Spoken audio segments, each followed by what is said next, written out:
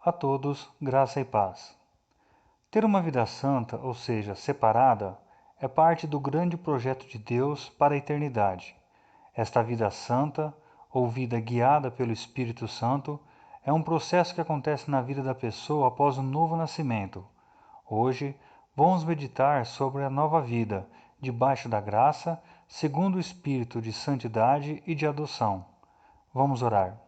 Senhor Deus, nos guie na meditação da Tua Santa Palavra. Em nome de Jesus. Amém. Vamos abrir nossas Bíblias em Romanos capítulo 8, do versículo 1 ao 17. Portanto, agora nenhuma condenação há para os que estão em Cristo Jesus, que não andam segundo a carne, mas segundo o Espírito.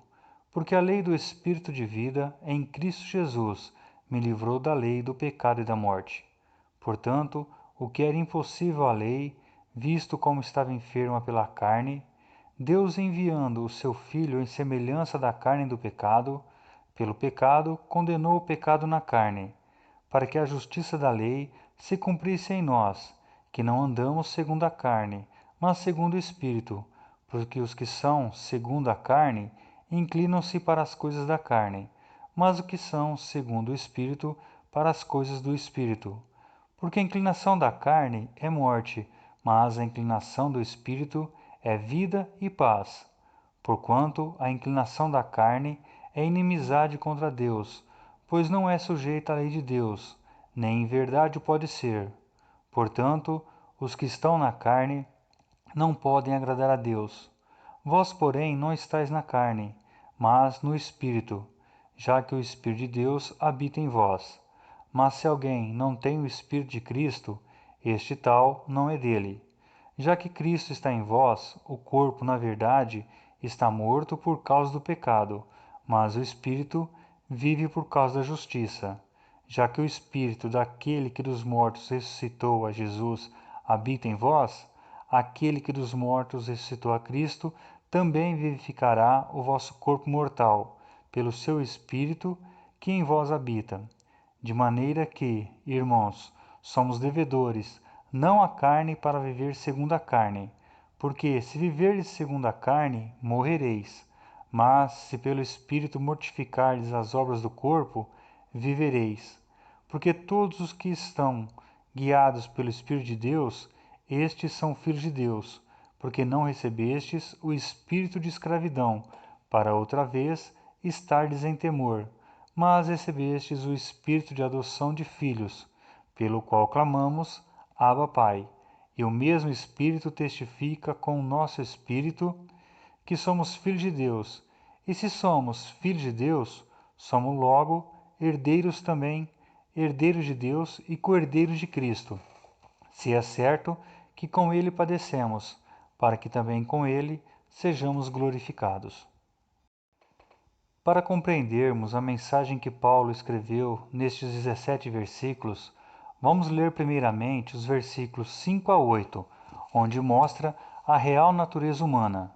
E diz assim: Porque os que são segundo a carne inclinam-se para as coisas da carne, mas os que são segundo o Espírito para as coisas do Espírito. Porque a inclinação da carne é morte, mas a inclinação do Espírito é vida e paz. Porquanto a inclinação da carne é inimizade contra Deus, pois não está sujeita à lei de Deus, nem em verdade o pode ser. Portanto, os que estão na carne não podem agradar a Deus. Nesta passagem está sendo descrita a verdadeira natureza humana, a natureza pecadora que todos têm por causa de Adão. Esta natureza tem uma tendência de querer fazer o mal e, portanto, nunca poderá agradar a Deus. Está escrito em Eclesiastes 7:20: Na verdade, não há homem justo sobre a terra que faça o bem e nunca peque. Como podemos ver, a pessoa, por mais bem intencionada que seja, não está qualificada para agradar a Deus. Sabendo que o homem tem uma natureza pecadora, agora vamos ver o que está escrito nos versículos 3 e 4. Porquanto o que era impossível à lei, visto como estava enferma pela carne, Deus, enviando seu Filho em semelhança da carne de pecado, pelo pecado condenou o pecado na carne, para que a justiça da lei se cumprisse em nós, que não andamos segundo a carne, mas segundo o Espírito. Nestes versículos, vemos que o homem nunca alcançaria a salvação por meio da lei. Não porque a lei fosse incompleta para salvar o homem. Como nós sabemos, a lei é santa e o mandamento é santo, justo e bom. O problema de ser salvo pela lei estava no próprio homem, como está escrito em Tiago, capítulo 2, versículos 10 e 11. Porque qualquer que guardar toda a lei e tropeçar em um só ponto, torna-se culpado de todos. Porque aquele que disse, não cometerás adultério, também disse, não matarás. Se tu, pois, não cometeres adultério, mas matares, está feito o transgressor da lei. Então, até agora, vimos que o homem, por natureza, não pode agradar a Deus e nem alcançar a salvação por seus próprios esforços. Agora sim, vamos ver os versículos 1 e 2, onde está escrito sobre a salvação e a vida espiritual do homem.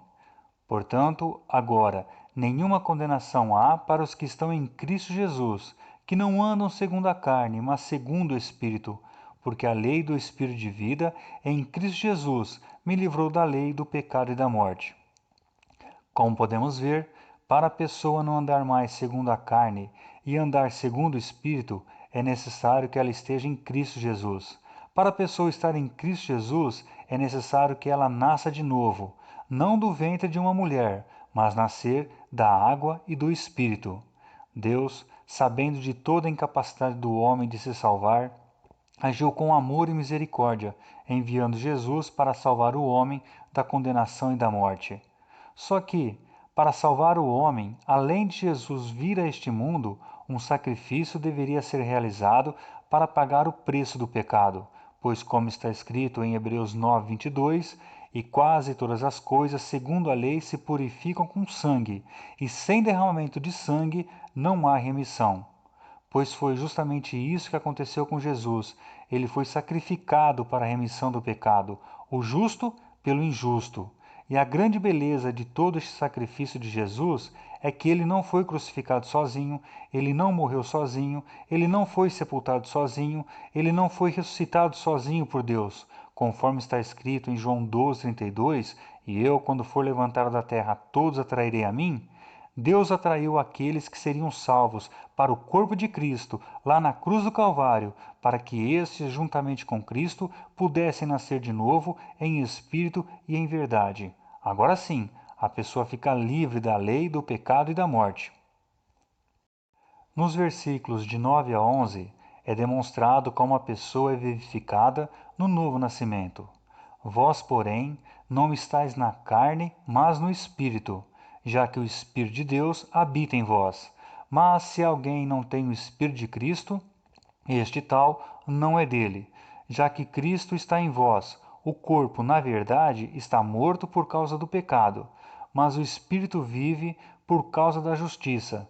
Já que o Espírito daquele que dos mortos ressuscitou a Jesus habita em vós, aquele que dos mortos ressuscitou a Cristo, também vivificará o vosso corpo mortal pelo seu Espírito que em vós habita. Nos versículos de 12 a 17 é demonstrado como é o viver do novo nascido. É uma vida guiada pelo Espírito Santo de Deus.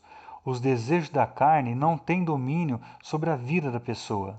E diz assim: de maneira que, irmãos, somos devedores não à carne para viver segundo a carne.